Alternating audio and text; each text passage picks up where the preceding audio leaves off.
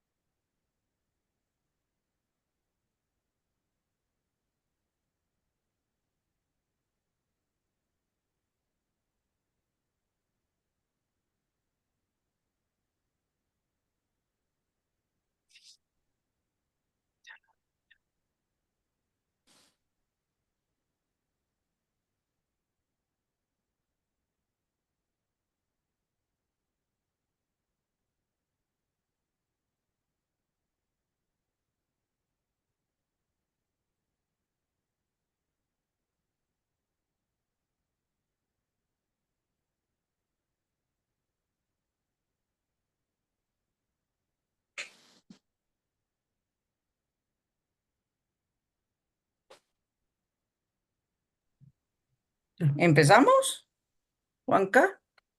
Sí, yo creo que sí. Bienvenidos a todos, buenas noches. Vamos a iniciar nuestro tercer taller de Golf Feliz. No sé si el doctor Vaquero quiera decir algunas palabras o arrancamos de una vez con Sandrita y Alex. Y el Y el doctor doctor Vaquero va a Vaquero, ser súper participante hoy. mejor dicho, buenísimo. Eso sí Bueno, que es una buena oportunidad que lo conozcan y sepan cómo sabe este señor de este tema. bueno, gracias Juan Carlos, gracias Sandra y Alexandra, Karen, a todo el equipo de la federación. Bueno, sí, esta es otro contacto, otro espacio más de contacto dentro de todo este gran programa que se ha creado en la Federación Colombiana de Golf, arropado en ese gran paraguas que juegue Golf Feliz o Golf, juegue con equilibrio, juegue Golf Feliz, pero que finalmente detrás de estos nombres son rimbombantes que llaman la atención, pues lo que pretendemos en la federación y particularmente en la división junior es que la práctica del deporte, del golf, se convierta en una herramienta que ayude a formar de manera integral a nuestros niños y que además se convierta en un espacio donde se pueda crecer como persona, como individuo, como ciudadano, disfrutándolo, o sea, sí, aceptando que hay una competencia, aceptando que hay unos retos técnicos sobre los cuales se debe trabajar, aceptando que hay torneos que se deben ganar, torneos que se deben participar, pero siempre teniendo presente o como primer gran objetivo que el niño haga esto de una manera placentera, que lo disfrute y que sean realmente espacios muy, digamos, que favorezcan la unión entre los diferentes miembros de la familia. Entonces, eso básicamente es como el gran marco conceptual de este programa. Y para el día de hoy, con Sandra y con Alexandra, vamos a tratar un tema particularmente interesante, que además hemos empleado un tiempo en prepararlo, que básicamente va a girar alrededor de esos mitos, de esas leyendas que vamos construyendo por transmisión oral y que de alguna manera terminamos imponiendo durante la práctica del deporte de nuestros hijos, nuestros pequeños, imponiéndole cargas a ellos que realmente los hacen, digamos, cada vez más difícil de poder sacar adelante.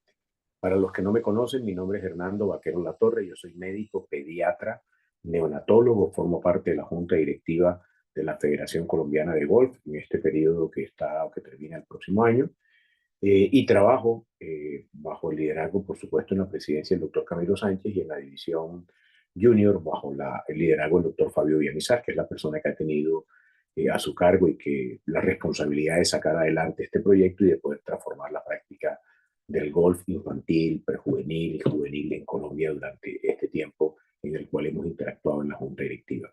Gracias Andrea, Karen, Carlos, Juan Carlos y todo el personal de la federación por hacer posible estos espacios y por ayudarnos tecnológicamente a que ello suceda.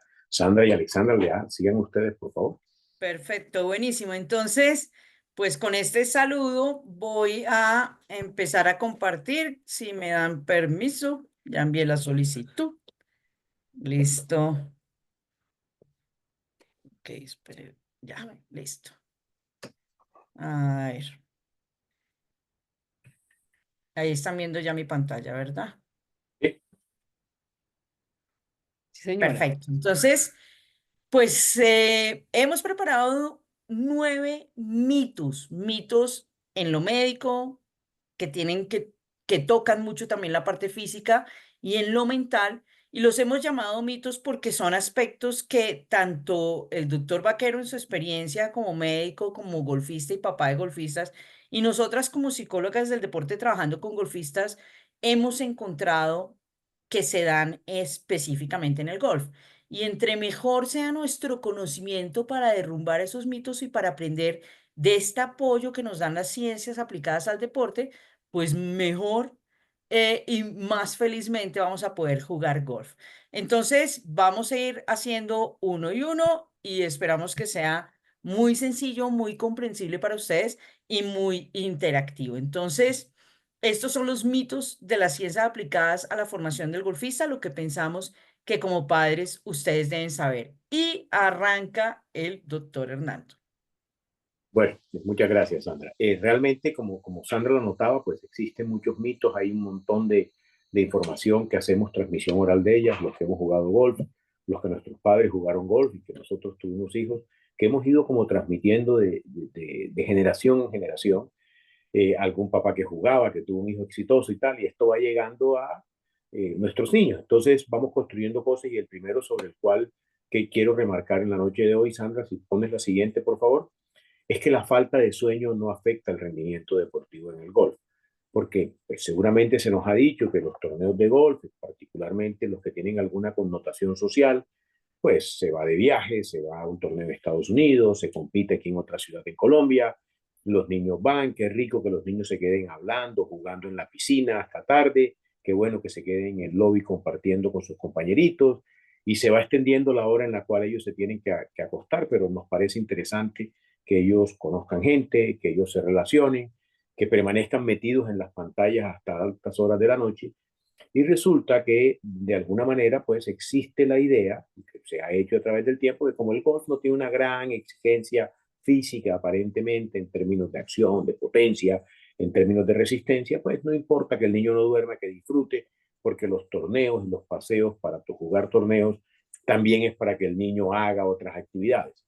Entonces, cuando empezamos a sumar las horas en las cuales los niños duermen durante los torneos, y además tenemos que aceptar que están en otras casas, están en hoteles, tienen ruidos permanentes, son otras habitaciones, otras camas sobre las cuales descansan, esos periodos de recuperación no se dan y empiezan a cortarse.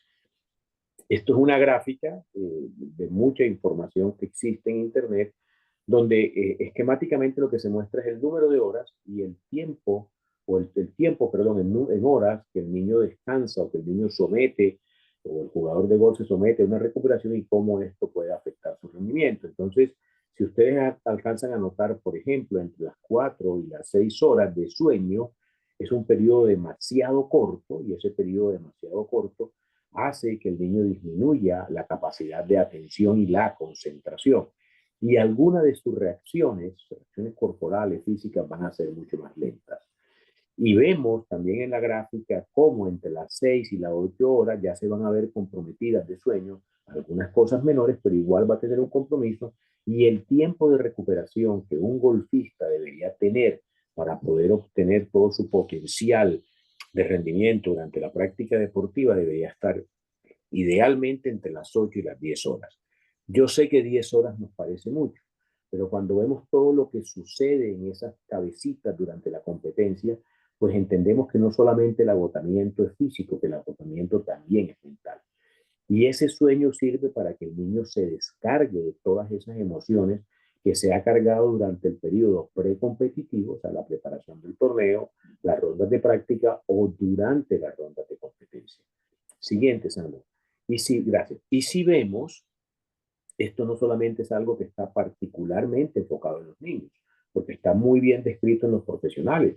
De hecho, esta imagen nos pareció bastante curiosa para colocarlo, donde dice que realmente el reto más grande que podría enfrentar un golfista del tour profesional ahora es que tenga una buena noche de sueño. Y existen muchos reportes en la literatura especializada donde dan cuenta de cómo un golfista profesional, cuando no logra dormir, su rendimiento se ve afectado. Esto me pareció espectacular. Este Justin Thomas, como él explicó durante, digamos, el año 2022, cuando ganó el PGA Championship, cómo él se pudo documentar a través de los datos que tenían estas aplicaciones en estos dispositivos, los periodos del torneo, tuvo recuperación en zonas verdes. O sea, realmente él pudo dormir muy bien esas noches. Y lo que decía el artículo era que a partir de ese tipo de sueño que permite la recuperación, él puede reaccionar frente a los retos de la competencia de una manera más adecuada. Entonces, así como sabemos, porque lo sabemos en la vida diaria, lo sabemos en el resto de actividades, el no tener una buena noche de descanso se afectan algunas capacidades cognitivas, por lo menos en temas de educación, rendimiento frente a pruebas escritas, pues sucede lo mismo en el golf. Si los niños, particularmente enfocados en el tema que hoy nos convoca, no tienen unas buenas noches de sueño durante los torneos, su rendimiento se va a ver afectado. Y esto lo digo particularmente, insisto, para repetir la idea al comienzo, porque durante los torneos tenemos también a creer que los niños tienen que aprovechar y obviamente pues sí que lo deben hacer, pero durante los periodos que estén perfectamente estipulados para esto. Vemos en competencias internacionales como, por ejemplo, suele ser moda, suele ser muy, digamos, muy del día a día, que los niños trasnochen pasándose de habitaciones en habitaciones o que se queden hablando en los lobbies. Cuando no logra, repito, superar estas 8 horas de sueño reparador, su rendimiento el día siguiente de la competencia se puede ver afectado. Entonces, sueño, buena calidad de sueño es igual necesariamente una mejor probabilidad de rendimiento en los días de competencia. Es importante que se respeten los periodos de sueño de los niños durante los periodos precompetitivos y los periodos competitivos. Siguiente, Sánchez.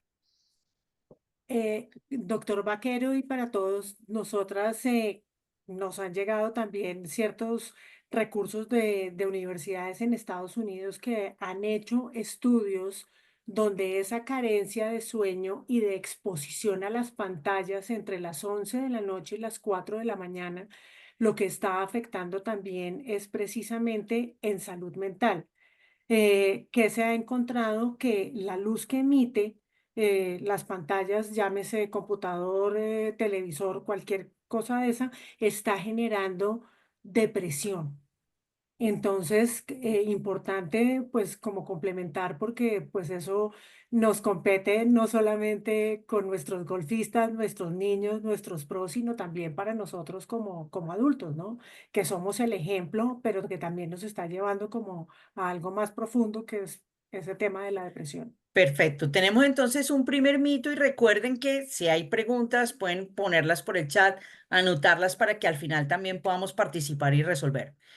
Para el segundo mito les voy a pedir un favor y es que apenas vean la diapositiva, completen la frase. Vamos a ver, y este mito tiene que ver con lo mental y es, árbol que nace torcido. Nunca su tronco endereza. Nunca su tronco endereza, jamás su rama endereza, ¿de acuerdo? ¿Y por qué pusimos esto como un mito psicológico? Porque a veces encontramos entrenadores, papás o hasta los mismos atletas que nos dicen, Sandra, Alex, mi hijo es así, este niño es así, yo soy así, yo ya no tengo arreglo. Yo nací sin confianza y sin confianza me quedé. Yo soy desordenado y desordenado me quedé. Yo sufro de angustia, sufro de ansiedad y ya, así voy a morir. Y eso no es cierto en la psicología, ¿de verdad? Entonces, si yo veo un árbol como este que está ahí en la playa, veo que está empezando a torcerse, ¿qué hago? Pongo un tutor, ¿cierto? Que lo ayude a crecer mejor. Y esos somos precisamente los profesionales, los padres, las personas que estamos alrededor de ese deportista, de ese golfista, y que hemos hablado en las conferencias anteriores sobre algunas herramientas que tenemos que usar para orientar ese crecimiento. Pero además de eso, ¿por qué decimos que esto es un mito? Porque el carácter, los comportamientos, pero especialmente las habilidades mentales específicas para el rendimiento y el éxito y la felicidad en el deporte, todas son entrenables. Por eso en psicología se habla del entrenamiento mental. Si no creyéramos que son entrenables, diríamos, pues sí, así nació, así se quedó. Pero no es cierto. Las habilidades mentales, mis pensamientos, mis emociones, yo los puedo trabajar y yo los puedo cambiar. Ahora, muchas veces también sucede que solo nos quedamos mirando el, el árbol que está torcido, ¿no? O sea, o lo torcido que tiene ese árbol y perdemos de vista el resto de su belleza, como pasa en esta foto. Hay una palmera que está torcida, pero hay un montón de cosas lindas. Y ese es como el otro aprendizaje alrededor de este mito. Y es que a veces lo que hacemos es etiquetar, poner una etiqueta sobre el golfista. Este es el mal geniado, este es el desordenado, este es el grosero, este es el lento en el campo, ¿no? Y le ponemos una etiqueta y no vemos tampoco el resto de su belleza. Entonces, ¿qué pasa con este mito? Lo bueno de este mito es que para eso existen las habilidades mentales. Se puede entrenar. A nosotras principalmente nos gusta que desde muy pequeños comiencen a entrenar esas habilidades, pero eso no quiere decir que cuando si yo ya tengo 17, 18 o el hijo tiene 17, 18 o ya es adulto, no las pueda entrenar. Esa es la importancia y por eso en conferencias anteriores y a los niños les hemos dado esas herramientas para que puedan ir fortaleciendo su mente y puedan ir desarrollando habilidades que los lleven a una fortaleza mental, tanto para el juego como para la vida. Es muy importante no poner etiquetas. Porque las etiquetas no solo te marcan, las etiquetas hacen que el niño y que el golfista crea en la etiqueta y se quede con la etiqueta. Y las etiquetas también generan algo que en psicología se llama el efecto Pigmalión. Es decir, si yo creo que esta persona, por ejemplo, es grosera o es mal geniada, yo eso es lo que voy a provocar en esa persona y eso es lo único que yo voy a hacer. Entonces, muy importante frente a este mito, evitar las etiquetas y entender. Que que podemos cambiar esos esquemas, mejorar el rendimiento. Por eso tenemos que cuidar también y los niños deben tener esa capacidad de saber diferenciar en lo que le dice un par, porque a veces los mismos niños son los que más puyan a los otros. Ah, es que usted como es un lento, ah, es que usted como entrena y siempre pierde y juega mal. Entonces hay que desarrollar en los niños, en cada uno de sus hijos, esas habilidades y saber que las podemos entrenar. Eso va a hacer que se fortalezca él como persona y su rendimiento va a estar mucho mejor en el campo. O hay una etiqueta que hemos visto mucho últimamente en deporte y entre los niños, y son los niños los que más a veces se molestan con ese poner etiqueta en los demás. Me contaba Alex que ayer un atleta le dijo a otro de ella, eh, te voy a empezar a ganar y no vayas a empezar a llorar, ¿no? Y el otro niño empezó a llorar.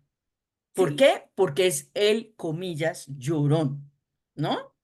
Entonces, importantísimo entender que cuando detectamos comportamientos que sabemos que no están haciendo felices a nuestros hijos, a nuestros golfistas, pues empezar a trabajar en ellos, a darles apoyo y entender que siempre, siempre puedo mejorar. sí, y sabes también en eso de las etiquetas, porque hablando de este chiquito, él sabe que llora.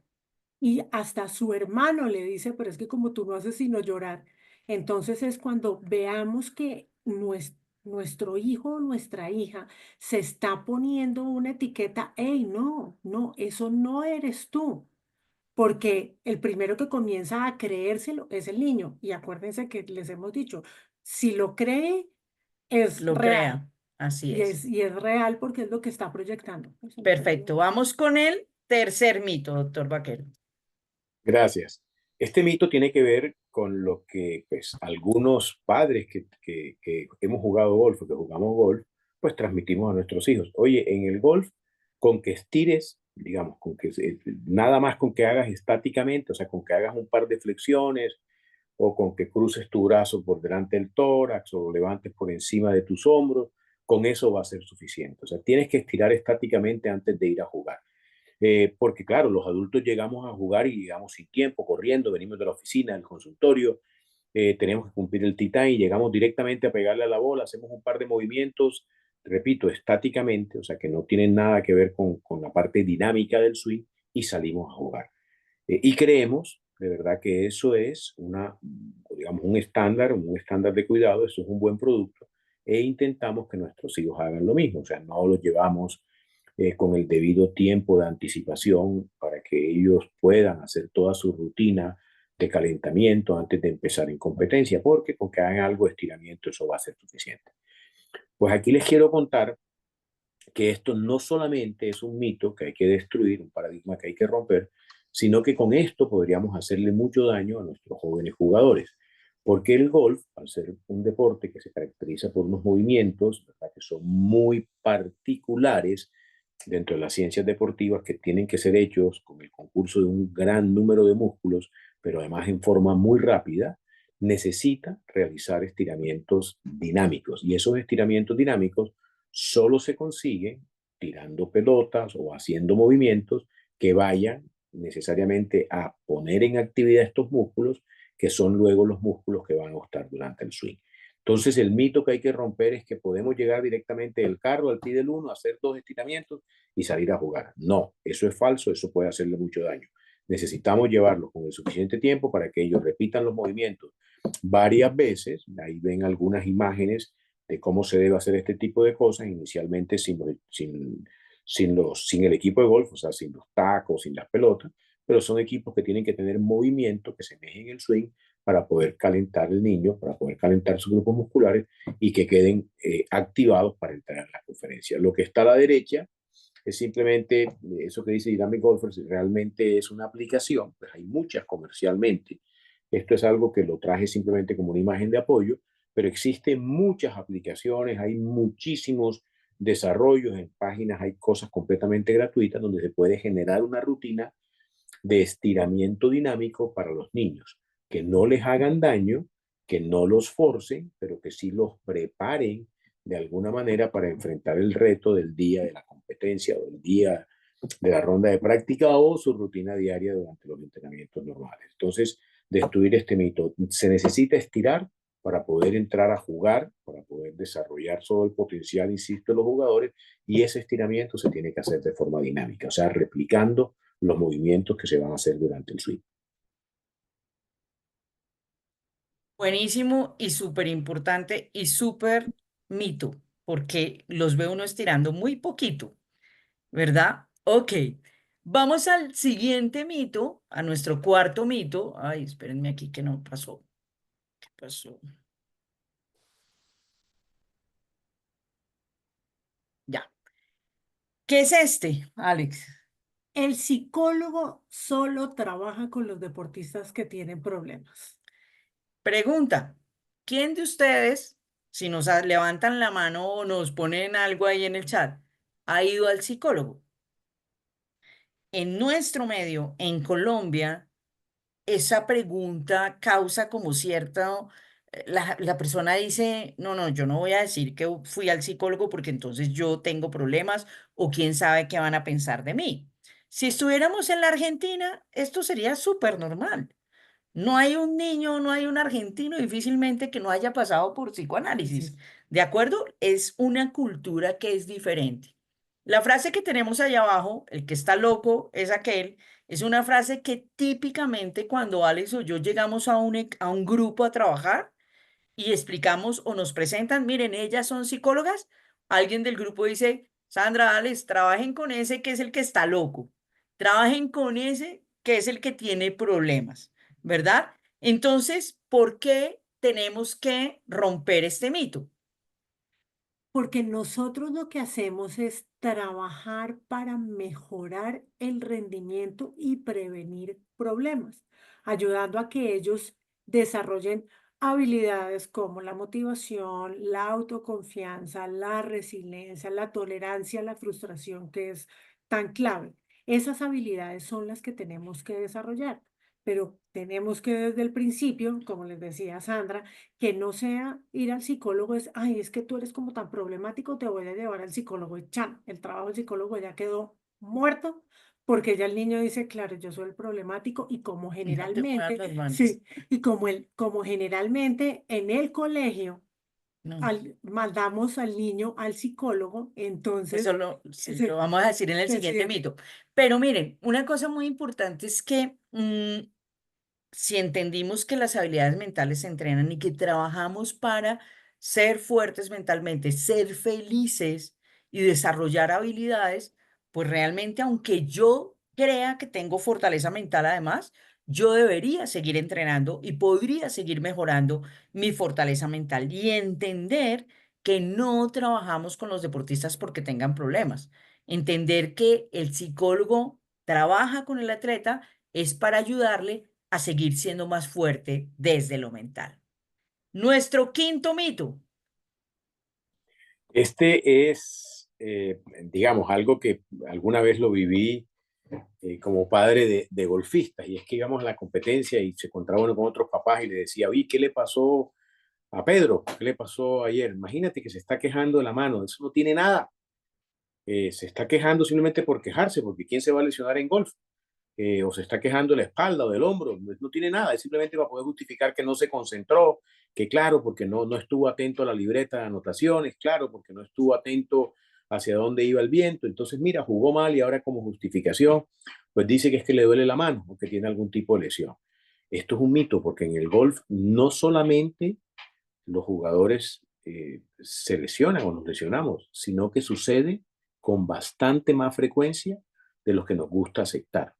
Esto es una publicación de este año, donde básicamente lo que traigo acá es los sitios en los cuales puede aparecer las lesiones en un golfista. Entonces miren cómo el tema va desde el dolor de espalda hasta lesiones en la muñeca, ¿verdad? Por supuesto, pasando por las más severas, que son las de codo y las de rodilla. Bueno, entonces esto sucede y sucede desde edades tan tempranas como los 9, 10 años, cuando empieza la práctica del deporte de manera competitiva, al menos en nuestro país, y nosotros no preparamos a ese niño para la competencia, y mucho más importante aún cuando empiezan a aparecer los primeros síntomas de lesiones que pueden dar por estrés muscular o que puede dar por estiramiento excesivo de un tendón o por un mal golpe que está lesionando la articulación, no atendemos esos primeros síntomas e insistimos en que el niño siga practicando, el niño siga compitiendo o siga desarrollando sus actividades deportivas sin que sea intervenido de manera precoz. Esto no se alcanza a ver muy bien, no sé por qué nos quedó algo borroso, Sandra, pero básicamente es una diferencia entre los tipos de lesiones que pueden ocurrir en un jugador profesional y en un jugador amateur. Y miren cómo claramente en nosotros los amateurs lo más frecuente es que tengamos lesiones de espalda, o sea, dolores de espalda. Entonces, cuando nosotros tenemos jóvenes deportistas que empiezan a manifestar síntomas de dolores de espalda, tenemos que atender esos primeros síntomas, porque la frecuencia nos está indicando que en los golfistas amateurs es la principal causa de lesión, cosa diferente para lo que sucede en los profesionales, como pues aparecen otras causas, las muñecas, por ejemplo, se lesionan con mucho más frecuencia que el tema del dolor de espalda. Entonces, el mito que hay que destruir es que el golf, la práctica del deporte, el golf como deporte, sí puede generar algún tipo de lesión. Y cuando estas manifestaciones o estos síntomas empiecen a expresarse, debemos atenderlas, porque de no ser atendidas podemos empezar a incurrir en algún tipo de patología más severa o incluso lesiones crónicas que van a complicar luego la práctica deportiva en edades posteriores de la vida. Entonces tenemos que entender, tenemos que romper el mito de que el golf, repito, sí puede generar algún tipo de traumatismo y algún tipo de lesión, Sandra y Alex. Perfecto, buenísimo. Y muy de la mano con el mito mental anterior está este, que es lo que hemos llamado el mago sin magia. El mago sin magia es un título de un libro muy viejo de una psicóloga italiana que se llama Mara Selvini, que habla de lo que es la posición, el rol del psicólogo en el colegio. A ver, álcenme la mano ahí. ¿Qué papá, a quién de ustedes lo mandaron al psicólogo en el colegio? A mí no, pero a Alexandra sí. ¿Y quién va al psicólogo en el colegio? Porque El que se porta mal, el que le va mal en el colegio, el que no se deja portó hacer, mal, se portó el que mal. no deja hacer clase. ¿Cierto? Entonces, como que por eso es que entendemos que, si yo tengo problemas, voy al psicólogo. Y como yo no quiero ser etiquetado como la persona con problemas, pues prefiero que no me manden allá. Ahora, ¿qué es lo que pasa? Que cuando en el colegio, es lo que dice Mara Selvini, mandan al niño al psicólogo, pues la maestra y el resto del contexto dice, ok, que el psicólogo allá resuelva, ¿no? Y mire a ver cómo soluciona, cómo le cambia la cabeza a ese niño. Y los demás nos desentendemos del problema. Es como que estamos esperando que del sombrero saquemos una solución y ojalá con poquitas sesiones se solucione este problema. Entonces, esto es un mito. ¿Por qué? Porque de verdad una solución mágica no existe. Ya quisiéramos nosotras tener una varita mágica y tocarle así, ¡tin!, la cabeza al niño y que ya inmediatamente se calmara, no volviera a tener ningún problema. Pero eso no es así.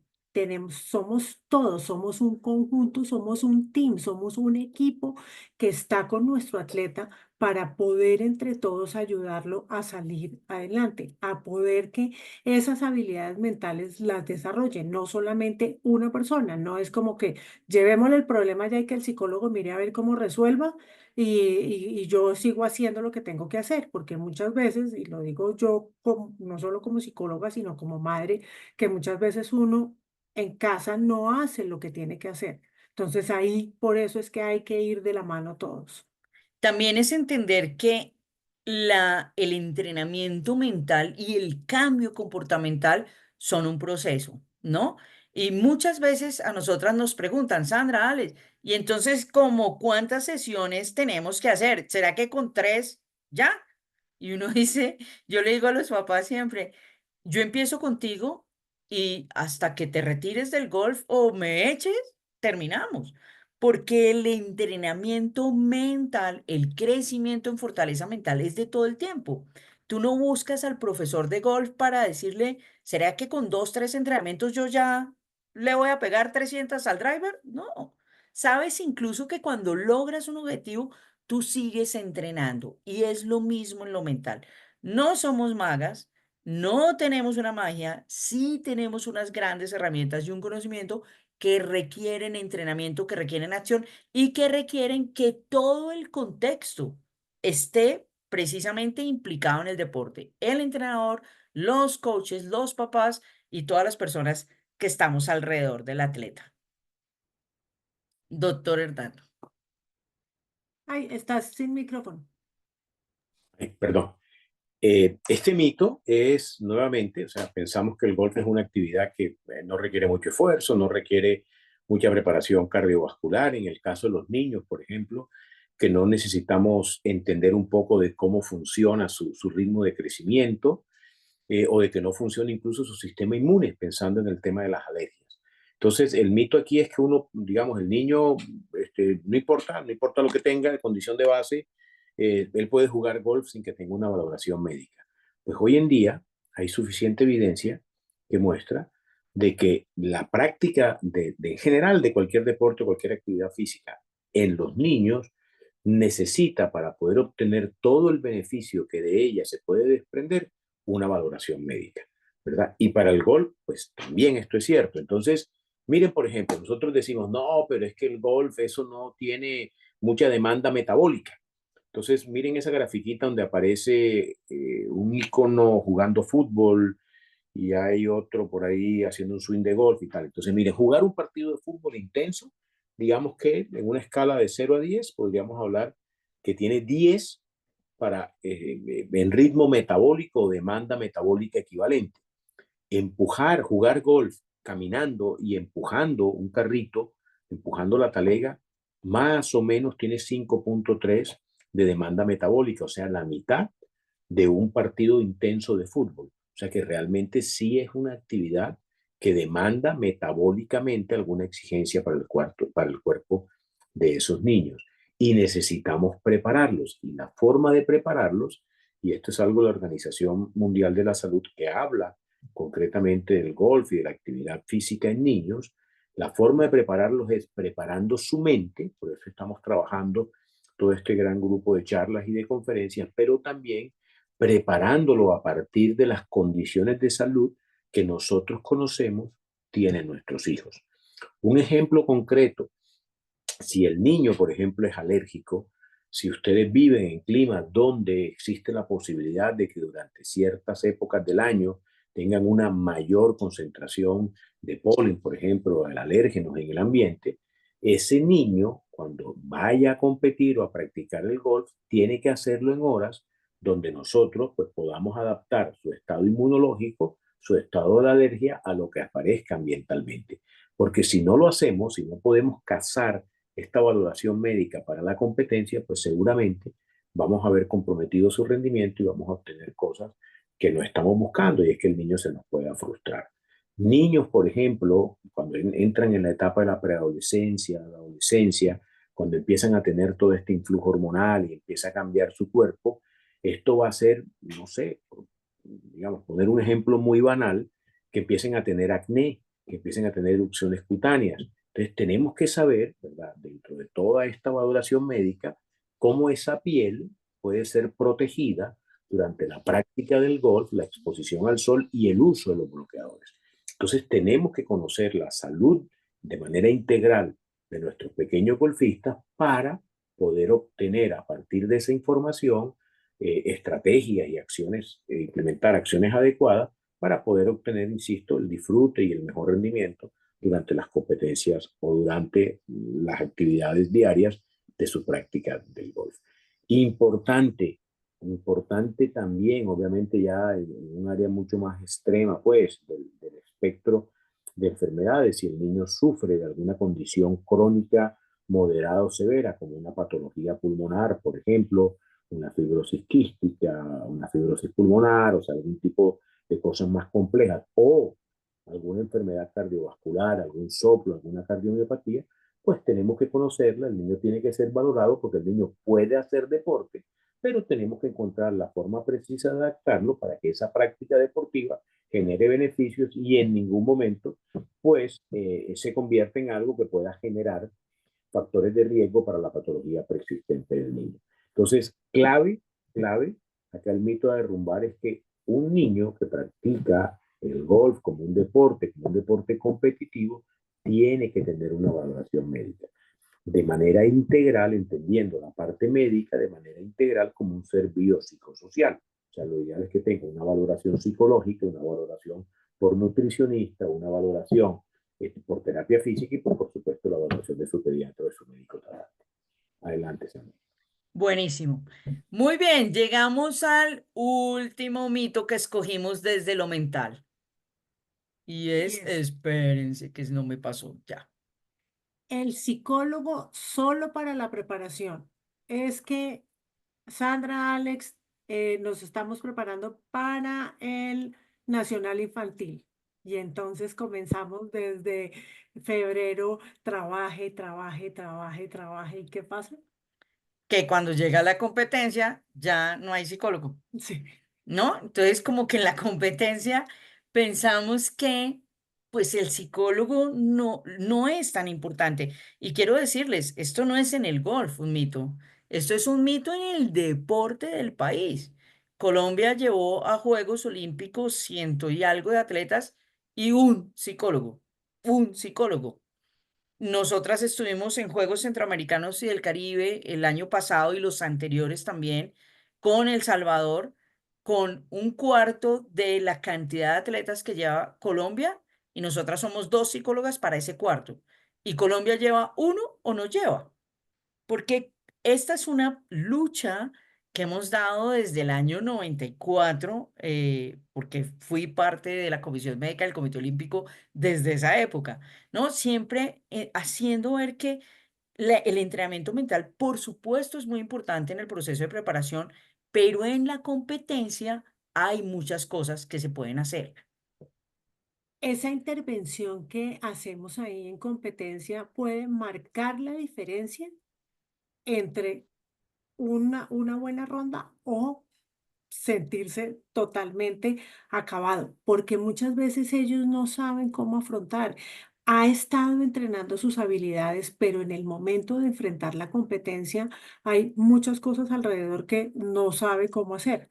Entonces hay que poder superar, ay, me tengo que quedar quieta, hay que superar esos momentos críticos que tiene la competencia y que de pronto él dice, no, yo ya estoy preparada o papá y mamá me dijeron que estábamos divinamente, que ya preparé la cabeza, pero llego a la competencia, llega el niño a la competencia y queda como, uy, ¿y ahora qué hago?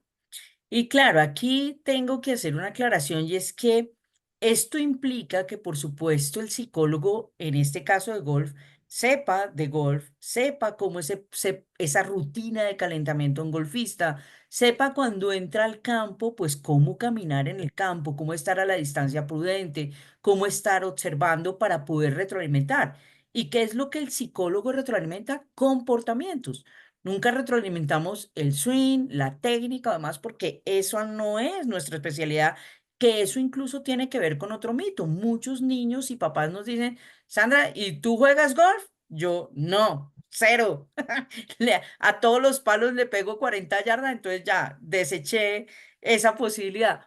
Pero sí sé bastante y sí sabemos bastante de golf, pero lo nuestro es el comportamiento en el campo. Entonces, ¿cuál podría ser la intervención de un psicólogo en competencia? Es algo que en psicología se llama el aseguramiento del estado mental, que es observar el comportamiento del atleta previo a la competencia, que es ayudarlo durante el calentamiento a repasar sus tareas, a revisar su enfoque, a mantener el estado de activación en un punto óptimo y que es luego, observándolo en el campo, cuando termina la ronda, poder retroalimentar con él qué vimos desde lo comportamental, qué rescatamos de positivo, pero luego también ayudándolo a hacer lo que llamamos en psicología un cierre cognitivo de la ronda. ¿Qué es eso? Que nos sentamos terminamos la ronda y decimos que hiciste bien, cómo estuvieron las tareas, qué pasó y ya, hacemos relajación mental, que es algo que vamos a hacer, bueno, no me adelanto, pero hacemos relajación, nos recuperamos para estar mentalmente listos para el día siguiente. Porque miren, si el primer día yo jugué lo que esperaba jugar, va a ser mucho más fácil recuperarse.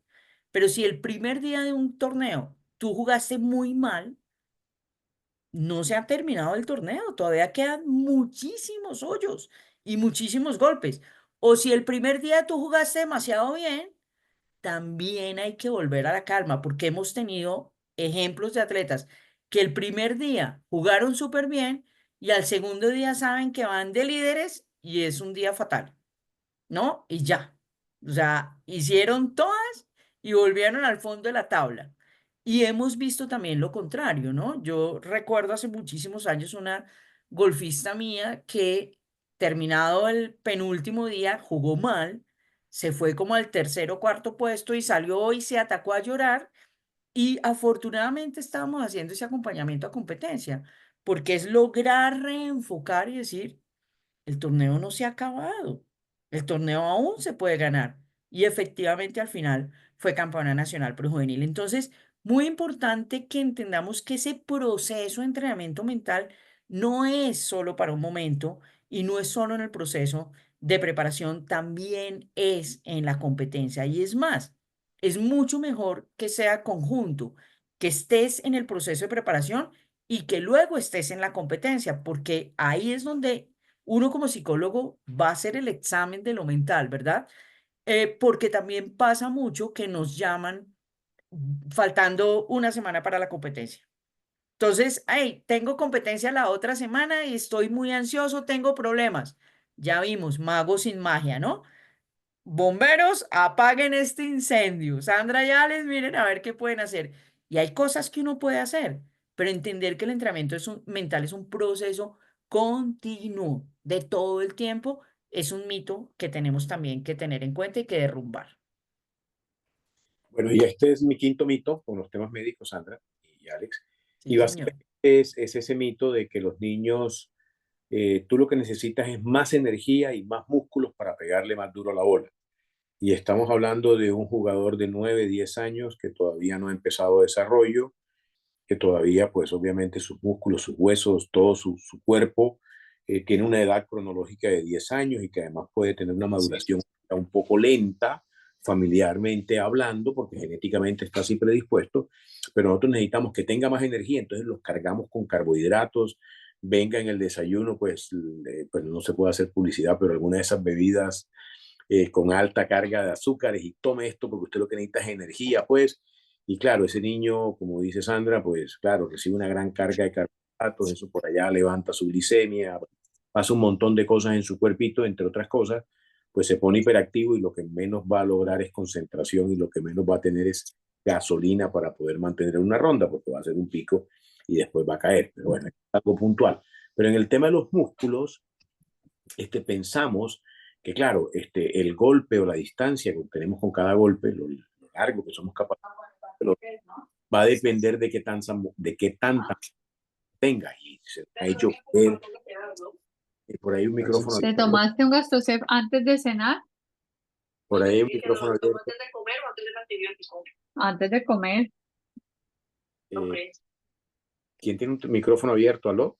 Perfecto. ¿Me oyen? Sí. ¿Sí? Hola. Hola.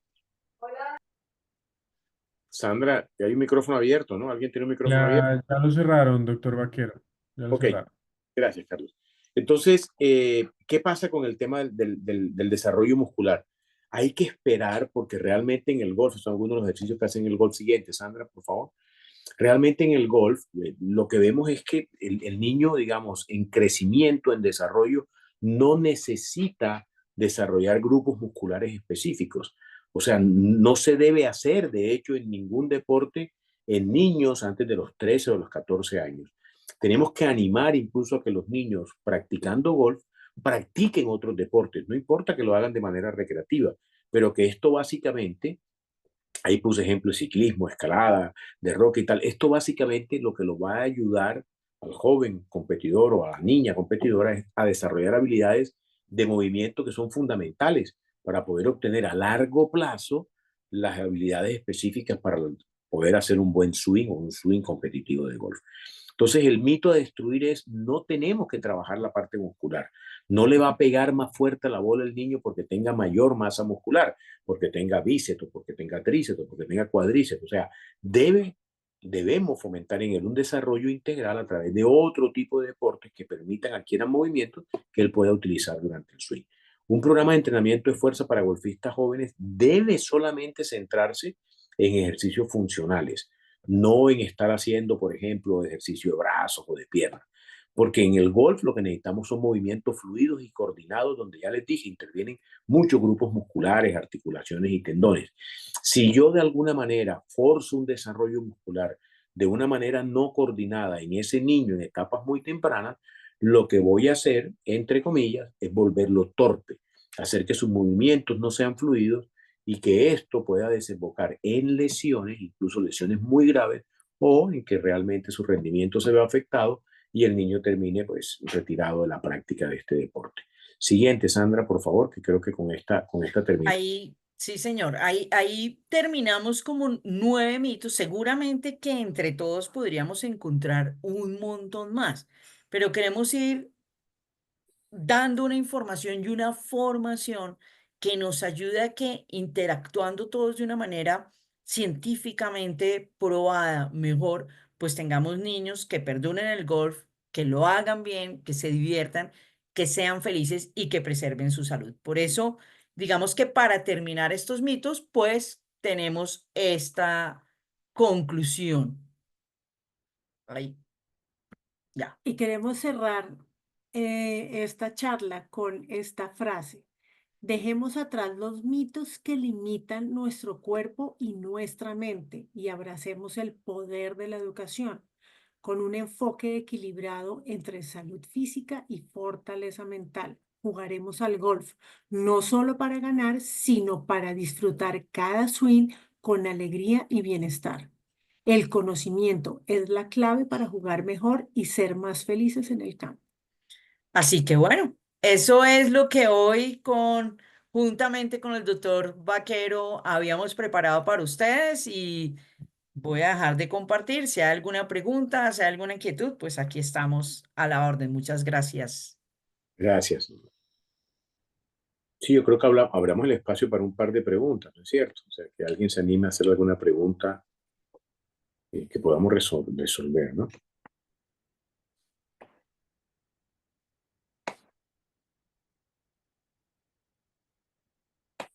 Con mucho gusto. Por ahí están escribiendo muchas gracias. Una pregunta. Alexander. Sí, muy buenas noches. Y de verdad que mil gracias por, por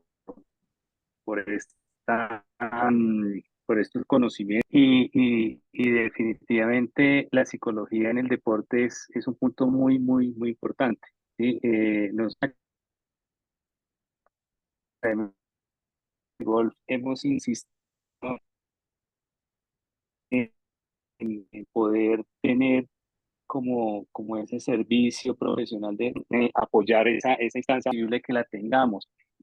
Mm, Entiendo que es muy importante cómo hiciéramos para que de pronto se pudiera llevar a cabo eh, ese, ese, esa ayuda o esa colaboración psicológica que necesitan nuestros hijos deportistas en la federación, en la academia de golf. Mm. Doctor Vaquero. O sea, pues Pues los chicos van, hacen la parte física, deportiva y llevamos así muchos años, pero la verdad no vemos es el tema a nivel psicológico que se le está dando la preponderancia que realmente se requiere. ok. Juanca. Si quieres, yo te ayudo a responder esa pregunta con el tema de la academia. Juanca, Señor. sigue, por favor. Ok. Nosotros en la academia me hablas de la academia de la federación, ¿cierto? Sí, Sí, entiendo que así sí. es. Así es, Juan Carlos. Ok. Entonces, mira, nosotros en la academia pues estamos empezando un proceso que arrancamos realmente de ceros hace más o menos año y medio. Empezamos como hemos empezado la división junior, que ha sido de abajo. Entonces, lo que estamos tratando de hacer es creando en la academia mucho amor por el golf, ¿sí? Que ellos empiecen una competencia sana y divertida por el momento, pero lógicamente como todo se va creciendo y afortunadamente va mejorando, la academia lo que nos está comenzando a pedir es todo eso que tú estás diciendo, la parte psicológica, la parte de entrenamiento un poco más técnico hasta llegar a un alto rendimiento. Entonces, en este momento estamos en el proceso de montar en la academia de la federación el tema de alto rendimiento. ¿Por qué? Porque los mismos hijos de ustedes ya nos lo están pidiendo, ya están comenzando a salir a unos torneos, ya están dando muy buenos resultados y estamos en ese proceso, ¿sí? Lo vamos llevando lentamente, pero seguros de que lo que estamos haciendo y que esos niños que están ahí en esa academia hoy son felices, ¿sí?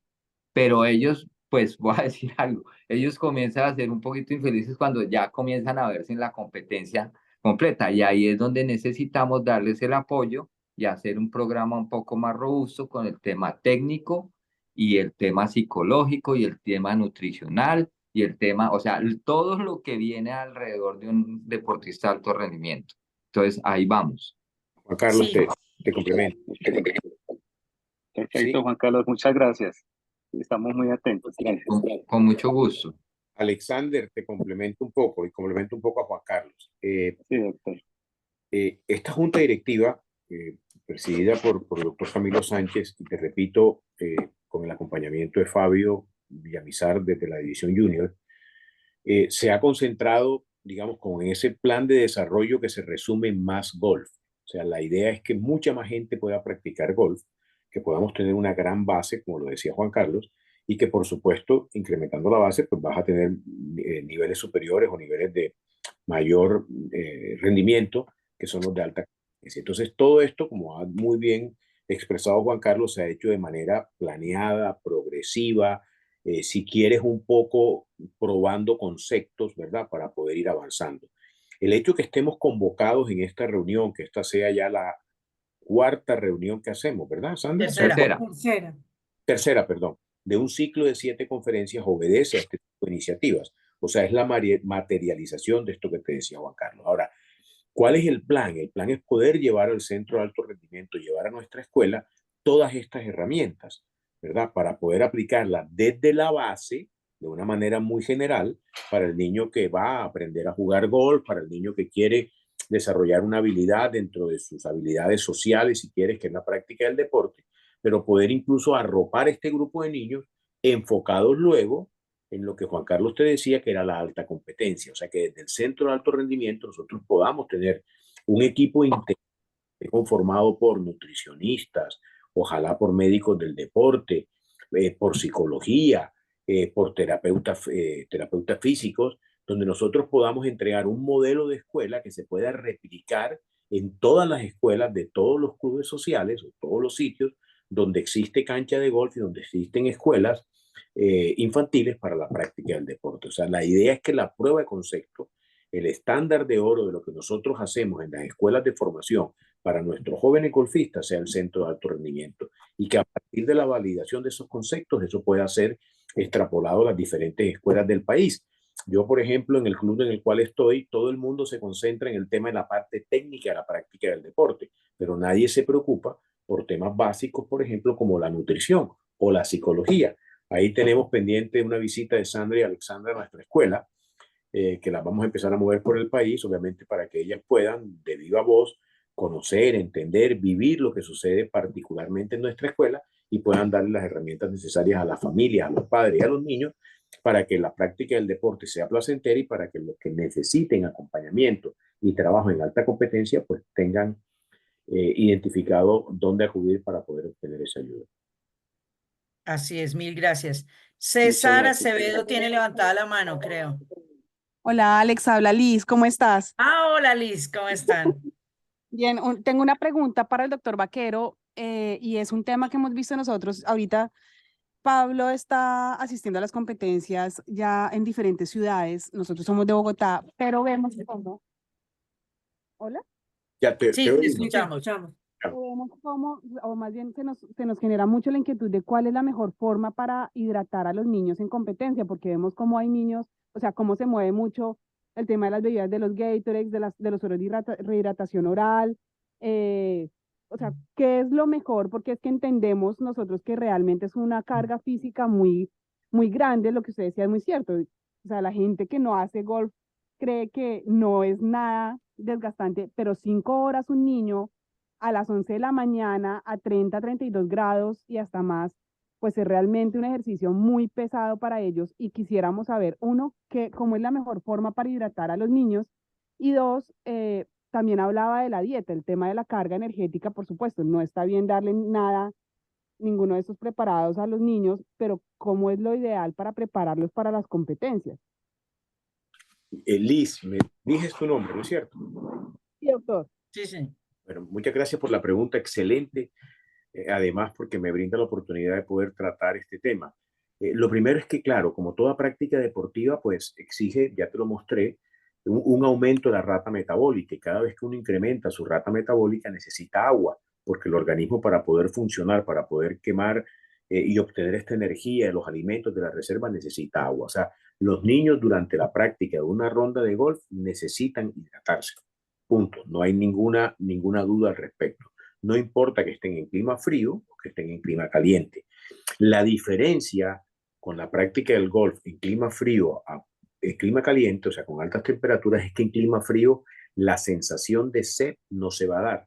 O sea, es muy poco probable que el niño pierda suficiente cantidad de agua como para que el niño se genere la sensación de sed. Por eso es importante estar suministrando agua, sobre todo agua libre, no esta agua de algunas bebidas que contienen azúcares, que digamos algunas que tú nombraste comercialmente contienen azúcares, y que esas bebidas de alguna manera lo que terminan, azúcares y algunas sales, lo que terminan es aumentando la osmolaridad de la sangre, o sea, aumentando muchos electrolitos en sangre y terminan produciendo un efecto contrario. Entonces, ¿con qué hidrato a mi hijo? El niño debe hidratarse con agua, agua libre. No necesita tomar ninguna bebida rehidratante porque él no está haciendo una actividad intensa en la cual esté perdiendo sales o esté perdiendo cosas que deban ser suplementadas. Eso de manera general. Ahora, si vienes a la costa, un niño que juega en el interior y se somete a 35, 36 grados de temperatura durante rondas de entre las 10 y las 2 de la tarde, y si tiene que tomar algún tipo de bebida que tenga algo de sodio, ¿verdad? Algo de cloro, si quieres algo de potasio. Eso se consigue en estas bebidas comerciales que tienen electrolitos y que no tienen tanto azúcar. El símil que te puedo hacer es cuando tú vienes de Bogotá y te vas a la playa. Si tú te vas a la playa, te colocas al sol, estás, digamos, con el resplandor y tal, te va a dar sed, tienes que tomar agua libre, pero también tienes que tomar algo que contenga sal. Y algo que contenga sal son algunas de estas bebidas, repito, que no quiero decir nombres comerciales, pero bueno, tú las conoces, ¿verdad? Bebidas que son hidratantes, no rehidratantes, porque el niño no está deshidratado. Bebidas hidratantes para que el niño pueda rendir y pueda tener esto. Darle al niño estas bebidas muy populares que tú ves que aparecen en comerciales y tal, que te tienes que tomar una botella de esta bebida en los primeros 3 hoyos, una en los segundos hoyos, no le hace beneficio a tu niño. Al contrario, le estás metiendo una carga muy alta de glucosa, de azúcares, y una carga muy alta de electrolitos que van a conseguir el efecto contrario. Y es que el niño va a necesitar más agua para poder manejar esta carga que técnicamente se llama carga osmótica, le estás entregando al niño. Respuesta entonces concreta, la mejor forma de hidratar a un niño que esté jugando una ronda de golf es con agua, agua libre. No tiene que ser agua de panela, no tiene que ser agua con sal, no tiene que ser agua de agua libre, agua fresca, ojalá fría para poder disminuir un poco la temperatura corporal. Y si estás en un clima caliente, donde hay mucha sudoración, donde se ve el sudor, se ve lo que el niño está perdiendo, puedes intentar en ese momento darle algún tipo de bebida que contenga, repito, electrolitos, no rehidratantes, sino simplemente que mantenga las concentraciones de lo que está perdiendo.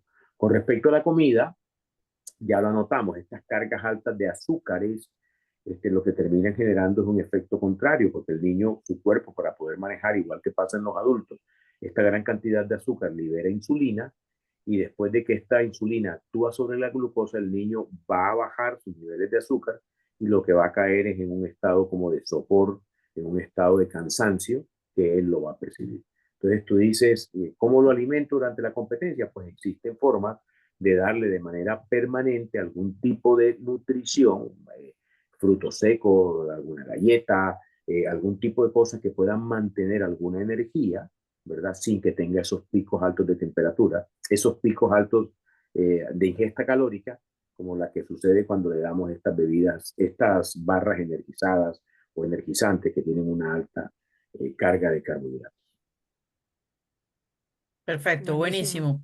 Y bueno, no sé, Juanca, si una pregunta más para cerrar. Si No, hay. no veo ahí más preguntas. Perfecto. Bueno, No, pues agradecerles. Como siempre, ustedes tan lindas y hoy al doctor Vaquero, de verdad que hizo esta charla excelente. Los esperamos para para la otra semana, el próximo martes. Estaremos compartiendo para que la charla de hoy la estaremos compartiendo en todos los grupos de la División Junior para que por favor nos multipliquen ahí con todos sus amigos, padres de familia, aunque ahí pues yo sé que hay 1000 y pico de personas, sabemos que estábamos en tu semana de receso, pero bueno, igual esperemos que sigan disfrutando de estos 3 profesionales tan increíbles que tenemos con nosotros acá en la división. Muchas gracias. Sí, importantísimo. La próximo martes creo que tenemos con los coaches y luego tenemos nuevamente con sus hijos. Cuando sea la de los chicos, porfa, invítenlos, tráiganlos, porque hemos preparado temas muy específicos también para ellos y bueno, con ustedes nos seguimos viendo en el camino. Muchas gracias a todos, Gracias a la a todos. federación, a todo el equipo de apoyo, Carlos, Juanca, Andrea, Andrea. Natalia y todos. Muchas gracias, doctor Vaquero, un gusto. Gracias, gracias. Cuídense Feliz mucho. noche a Feliz todos, que estén noche. muy Chao, bien. chao. Chao. Chao, chao. Gracias. Gracias, Hasta luego. gracias.